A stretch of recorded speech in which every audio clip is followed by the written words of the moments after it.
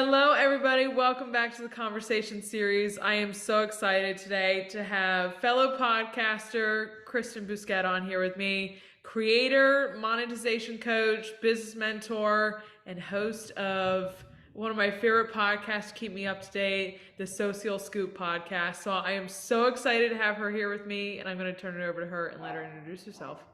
Yeah, Danielle, thank you so much for having me. My name is KRISTEN, as Danielle said, and I am a creator monetization coach. I work with content creators to teach them how to build sustainable, profitable businesses. A lot of creators that I work with can create great content, but they don't understand how to negotiate and how to read contracts and what they should charge and all of those kind of burning questions that we have as creators. So that is where I come in. When I'm not coaching creators or talking about social media in some capacity, I am probably in like the mud with a dog somewhere. I work with a lot of dog rescues and animal control and all of that. So if I'm not talking about social media, I'm probably talking about dogs. I've told my dad for years that if I could buy just a big old chunk of land and if I could hmm rescue all the dogs that I possibly could, I absolutely would because it's like a dream of mine and I hate seeing animals Oh, in shelter like that. So I am one with you and I have two dogs as it is and I wish I had more space to get more dogs because I love them so much. yeah, I that is also in my 5-year plan, so we're on the same page. I want to hop into your podcast first of all. I was just telling you you're the kind of the reason I get all my up-to-date information on what is happening even though I work in social media on the latest scoop. How did you come up with that concept to begin with, like starting every episode with that hot social news? Honestly, that's actually a really good question. I don't know. It kind of was something that I just started doing. Like, um, I for the first few episodes, I didn't do the news because I didn't know what I was doing. I just wanted to like start the podcast. I for so long had wanted to do one and I made like every excuse in the book as to why I couldn't. And so when I finally decided to do it, I was like, I don't have any plan, but we're just going to sit down and record something. And so that's what I did for our first few episodes. But one thing that I was doing on my own outside of the podcast was looking at the news and obviously keeping up with everything that was going on. And I would post, reels about them or TikTok videos about them. And people were always, interested in that. And so I just kind of was like, oh, it makes sense to put this with the podcast as well. And I just want to kick it back beforehand to where did social media become your passion? Like where did you get your interest in it? Yeah, so before I was doing really anything with social media, I was a makeup artist and a photographer. So I would do hair and makeup for people who were getting their photos taken, and then I would take the photos, or like vice versa. So I had done that, and I owned a company when I lived in Massachusetts doing that.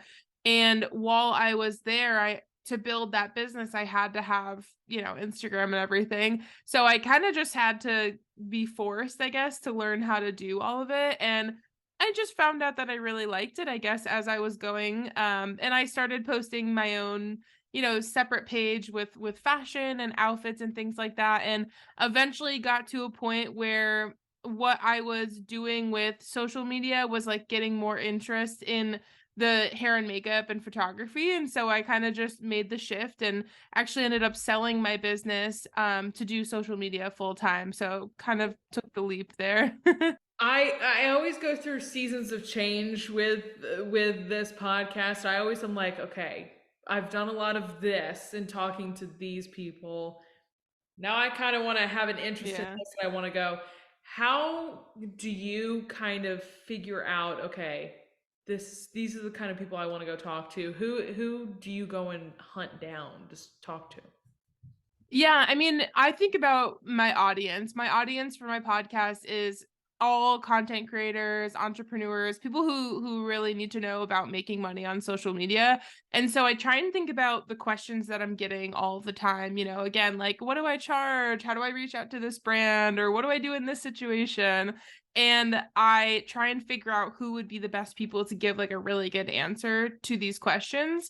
I use LinkedIn a lot for this. So like a lot of the times I'll even just do like kind of like an open casting on LinkedIn. I'll be like, hey, this is my podcast. This is who my audience is. This is what the mission of the podcast is.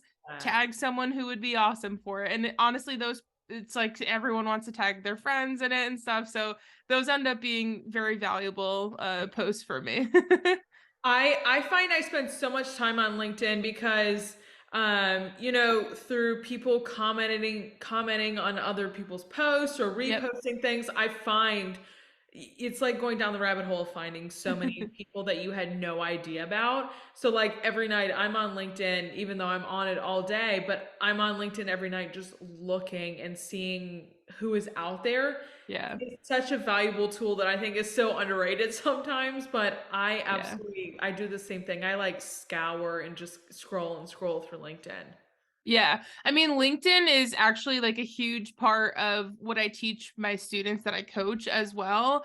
I think at this point, if you're not on LinkedIn and you want to be working with brands, you're losing out on like a huge area of opportunity there. It's so valuable. That's where you're going to connect directly with, Yeah. CEOs at companies.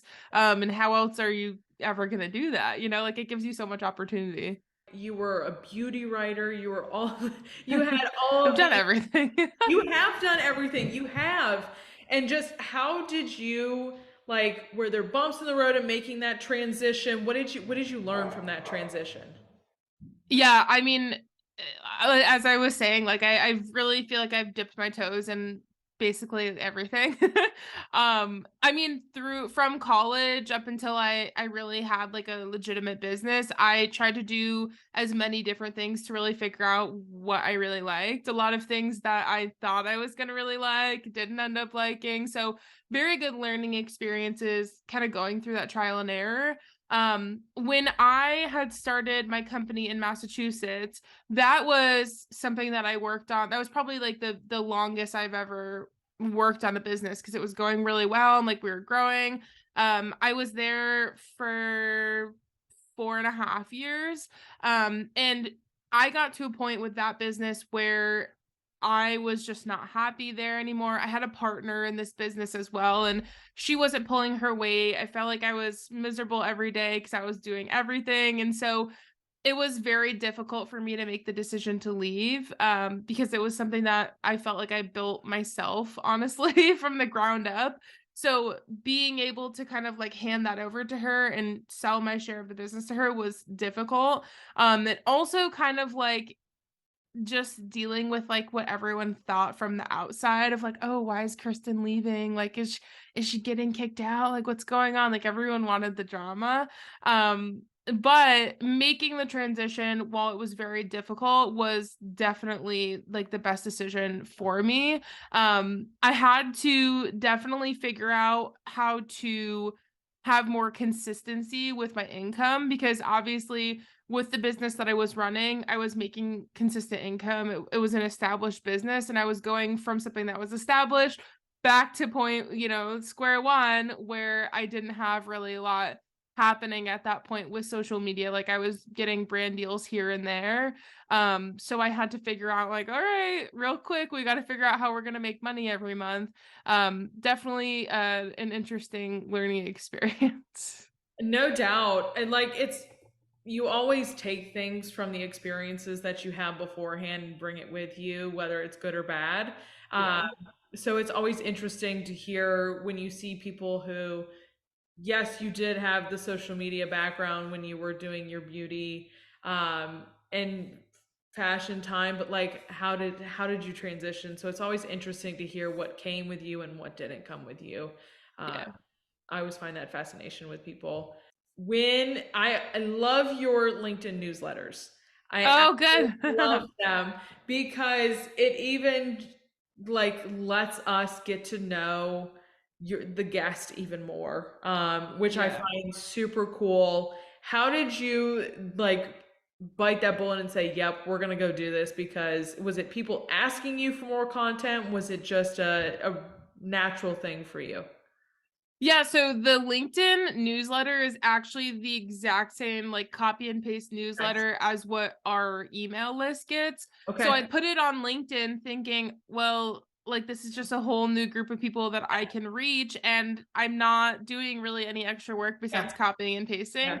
Yeah. So we've had the email list kind of just as like a I guess more intimate way of Yeah. getting to talk to people. I think email marketing is such a huge part of my business because surprisingly not a lot of creators do it. And so it's Yeah. a really good way for me to again like kind of build a more intimate connection with people because I'm in their inbox. Like I know they're probably going to see it. Maybe they're not opening it every time, but at least they're going to see my Yeah. name in their inbox more often. And so yeah, it was kind of a no-brainer for me to be like, well, let's put this on LinkedIn too. It's free and it takes 35 seconds. Yeah, absolutely. Much like yourself, I dragged my feet when trying to figure out like, okay, should I do a podcast? What should it be about? Yeah. And I think that's something that a lot of people struggle with. People just don't know what is they just don't think that they have an interesting concept or Yeah. that they'll be able to do it. What is just something you would say to somebody if they are debating whether to do one or not? I mean, like it's just do it. Like there's you never know unless you try it. You know, like I've had so many things in my life where I've been like, is this a crazy idea or am I like onto something here? And I feel like in those moments where you're like a little uncomfortable, Yeah, that's the stuff that I'm always like, I at least have to try it because I never know if that's like the thing that's gonna, be like a really big thing for me. And even with the podcast, again, like I waited probably like 2 years before I started it. I was just like, no one's gonna listen to like why do people want to hear me talk, you know? And honestly, it's like now that's such a huge part of my business. yep, I'm not monetizing the podcast at this point. It's really just my place to kind of connect with people and I don't necessarily like want to put ads there. I like that it feels like a safe space kind yeah, of. yeah, But it's such like I mean I every single week when we have a podcast episode go live, I get messages of people who are like, "Oh my god, this is exactly what I needed to hear." yeah. Like you'd be really surprised when you hear like what how you're actually like affecting people. Absolutely. I I started this as a YouTube series because I was like, I don't have a podcast like topic I want to do, but I was like, Yeah. here's this I want to do. And I started this YouTube series. I got 10 episodes in. I was like, wait a second. I can go make this the podcast. Right. And so it is super interesting that people drag their feet more than ever with podcasting than anything else. Like Yeah. it's so interesting to hear why people are so scared to do podcasts compared to put themselves on YouTube or start. It's just Yeah. so interesting to me why people get stopped from doing this. Yeah. And it's interesting too because podcasts are honestly so much easier than YouTube and Instagram and all of that. Like you don't even need to have video. You just need to sit down and have a conversation with someone. Like it's the easiest form of content. It totally is. And I find it like I don't know about you, but I find it so enjoyable. It's a nice break in my week to Yeah. sit down and have a conversation with somebody like that you don't usually get to have a conversation with. Yeah. But it's just like this nice little like cathartic space to just be able to like you said, Yeah. safe space just to be able to have a conversation.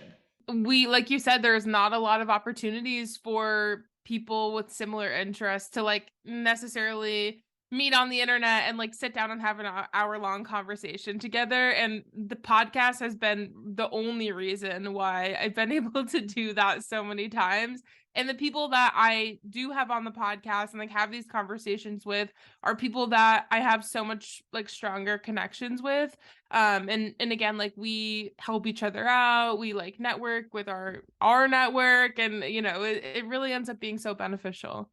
Like I've had a guest on, they'll be, and it's kind of like the LinkedIn that you and I were talking about. And like I've had people come on, they'll be like, I know somebody that would be fantastic for this. Right. And it's like the passing off and it's the getting to know other people that are in the network and things like I think it's one of the coolest networking experiences to Yeah. have. And it's so worth it. Yeah. Any kind of fun break in the week is something that I enjoy so much, and this is I value this time every single chance I. So 100%. I want to hop to your creator monetization, you being that coach and a mentor. What are some of the biggest gaps or problems you're seeing to or questions you're getting that people are needing help with? Honestly, the list is just so long. The entire like business aspect of being a creator is so foreign to most creators because like most creators don't come from a background where they've run businesses before. Like they don't understand all of these opportunities that they have for making more money, or like they don't know how to read contracts and they have no idea how to figure out what to charge or what brands they should be working with. Like, I mean, the entire process of finding the brands, negotiating the collaborations, signing the contracts, and posting the content, there's always questions within that whole process. And there's not like necessarily like a guidebook or a manual to figure all of this out. Like most of what I teach is based on just years and years of experience with my own experiences, my own situations, but also as I've coached so many students, I've just seen it all at this point. And so I've been able to kind of like create my own guidebook that I coach from now. I find it so interesting. I think the hardest part about being in the creator space is when somebody does come knock on your door and wants to do something. It's the trade, work for free, Yeah. or like pricing situation. I think that is it's the hardest and stickiest conversations to have just because most of us don't know how to have those conversations. Like most of Yeah. us struggle with those conversations. How do you coach through that whole process? Yeah, I mean, one of the biggest tips that I can really give is confidence is Okay. literally the most important part of all these conversations that you have, you know. If you literally thought of a random number and just said, I don't know, this is what I'm going to charge. If you came into that conversation confidently and said like this is my rate, this is why it's my rate. Yeah. That's it. Like it literally Right. doesn't matter what the number is. It's all about how you're presenting these things. Even with negotiations, you know, if a brand comes at you with a number and you say, no, that's not going to work for me, but this will work for me. Like Yeah. it really is all just about how you are presenting yourself confidently in that conversation. And I think that's where a lot of creators get tripped up is because they're not confident because they don't know if like they shouldn't be, you know, because they don't know what they're doing. Yeah. So I think that's why it's really so difficult for creators to get comfortable doing this is Yeah. because it's not necessarily about like having all of the answers. It's just Right. about how you're presenting those Uh-huh. answers. I love that because it is such a topic today of, you know, when you do make the leap from okay, I've done enough free or trade work to I'm ready to get paid. Like it is such a conversation today. Yeah. And one you see people teaching how to do on TikTok, and it's so interesting to me how people go through those conversations. But I love that having the confidence just to walking in there. It's so interesting the difference you see in people. And I guess that you see that quite a bit when we're talking about being paid. Like some Mhm. people are, you know, walking in saying, okay, this is it for me. Does experience at all or how long you've been in it play into any of that? Well, I mean, you're in your rates and in your confidence, I think yes is the Okay. answer for both.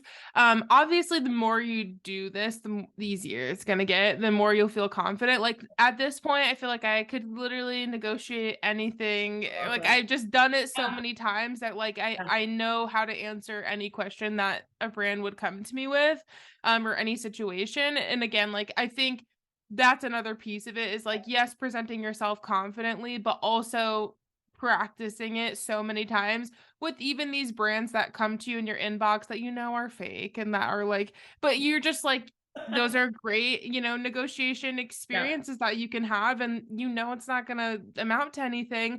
but it's a great like time to experiment and practice. Yep. But even with confidence too, like again, I think the longer you do it, the more confident you will become.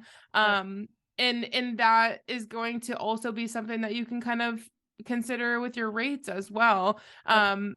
I know for me, like when I am presenting my rates to a brand, like one thing that I always mention is that, you know, I have been with my audience for X amount of years at this point. They trust me as an expert. If I have something that I'm going to share that's, you know, this business tool for creators, they know that it's something that is going to be good because they've trusted me for so many years now that like I haven't given them the opportunity to not trust me. Right. And so I think that that's definitely something that can reflect in rates as well, because typically that's going to help me sell more or get, you know, more brand awareness to that brand that I'm working with. I love that. I want to switch to social media and want to get your hot takes right now for to do a little bit of news with you, but just what are the things that people should know about what is hot in social media right now? What are the things that people need to know? Man, I mean, it's like right now we could talk about things and maybe tomorrow they would be totally different. That's what Really? keeps me on my toes about this job. Yeah. One of the big things right now is with the meta verification. I'm getting Yes. a lot of questions about that. So I was verified before this came out, so Okay. I haven't had a personal experience with purchasing verification. And the people that I've had conversations with haven't really given me any good information to go off of. Like Yeah. I've asked people who have purchased and they're like, yeah, doesn't feel any different, but like maybe when I have someone try and hack my account, I'll tell Yeah. you how it goes. Yeah. So I think a lot of people have purchased it at this point, but no one really knows if it's actually worth it because they haven't been in these situations where they figure out if Yeah. it's worth it. It it Yeah. popped up on mine. God, I think it was last week, and I was like, I just feel weird about this having to pay for something Yeah. that not too long ago was something that you hit a certain mark. Great, you got it. You know what I mean? Like it just Mhm. feels weird. And I think at the same time, Twitter doing it as well. I'm like, once again, we grew up. You hit that mark, Yeah. you got it. So I'm on. Yeah. It's weird to me. It's also kind of throwing me off when I see people that like it's kind of starting to be clear to me like who paid for it and who didn't pay for it. And I don't like the way that it's making me look at the people who pay for it. Like Yep. I don't know why, it's just like my brain automatically is like, "Oh, like they paid to like be verified." Like, you know, that Yep. I don't know, like it's I'm with I you. don't like the way my brain is thinking about it, but that's automatically where my brain goes. I don't know, I can't stop it. I'm with you too. It's like it's created this like stigma almost of Yeah.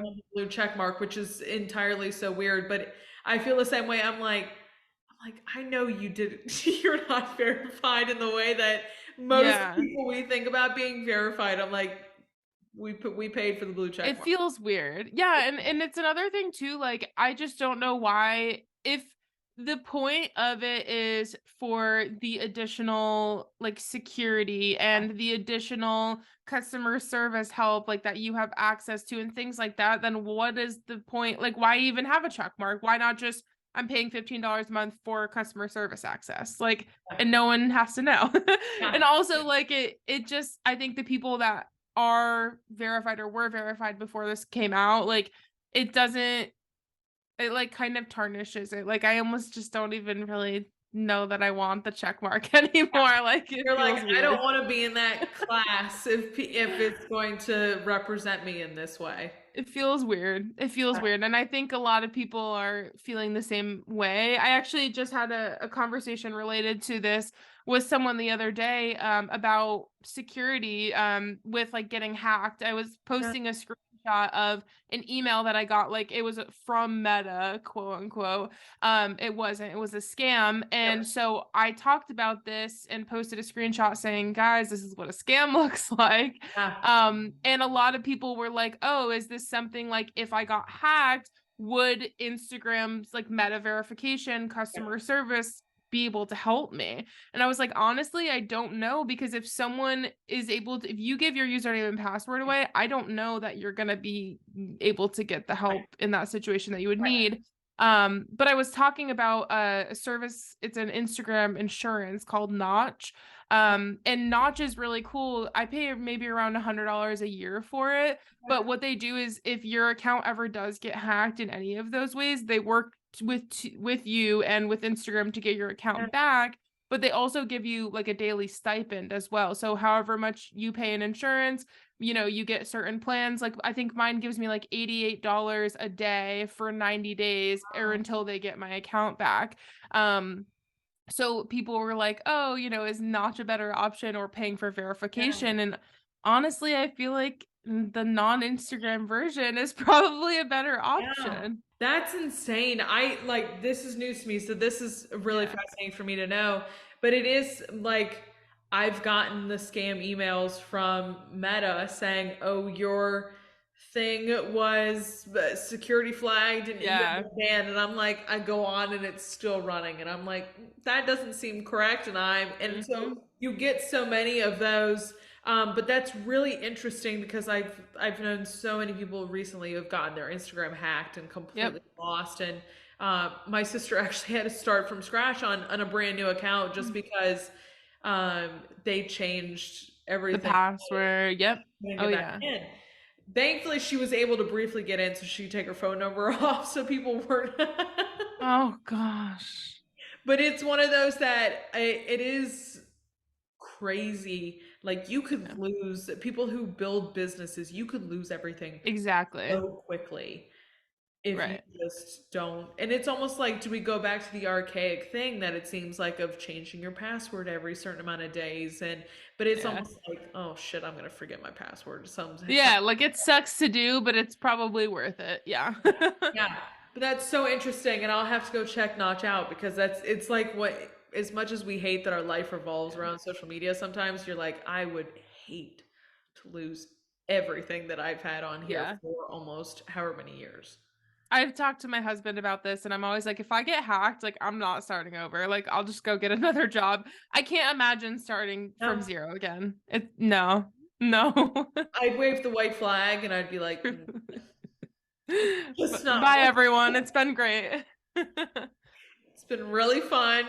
I'll see you guys somewhere else. I'm gonna go sit in this corner for just a few minutes and Exactly. figure out my next life's plan. Um, I find it really interesting too that um, recently we've seen a lot of people posting their Instagrams on TikTok because they're like, oh, Mm, case the TikTok world ends. yeah. To be prepared to make sure that people see our Instagrams and things like that.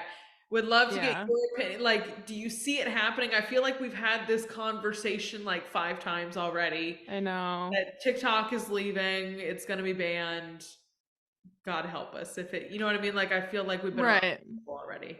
Yeah, I mean, I feel like there's been so much talk about it, but this is the closest that we've been at this point. So I don't know. I feel like it's in the realm of possibility, but I think it would, if it were to happen, I don't think that it would happen quickly. Yeah. So I think we would have like enough fair warning to be like scrambling to figure out what we need to do. Yeah. But I don't think it's out of the realm of possibility. I don't know. I honestly have been just trying not to think about it because like I can't do anything about it. And Yeah. so it will just drive me crazy if I worry about it. So I've been like, it doesn't exist. We'll Yeah. just find out what happens when it happens. Cause Yeah. honestly, who knows? It's honestly in my mind still, it's like, oh, this is kind of like if I get locked out of my Instagram, I'm like, if I lose my TikTok and everything and it's so silly I to say know. that, but two, it's once again, you built a part of your business on there. You're like, oh shit, I've spent this Right. many hours and this much time.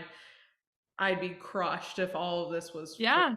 nothing. Exactly. I mean, and for a lot of people, like especially content creators, like if your majority of your following is on TikTok and you lose that account, like what do you do? Like, what do you do for a job? How do you pay your bills? It's just like, it's scary. So I think this is a very great kind of wake up call for people to start their email list or, get on other platforms, whatever you have to do. But I think it's a good opportunity to find out if you are missing any opportunities to actually like have a place where you own your audience a little bit more. Yeah, and even as soon as you said that, I was like LinkedIn newsletters, create Yeah. pages, things like that. Like, it's so weird, but I created a conversation series page like almost 2 years ago, and I'm like, this is a page that, if anything God were to happen, like here's podcast clips, stuff like that, all of this stuff, Yeah.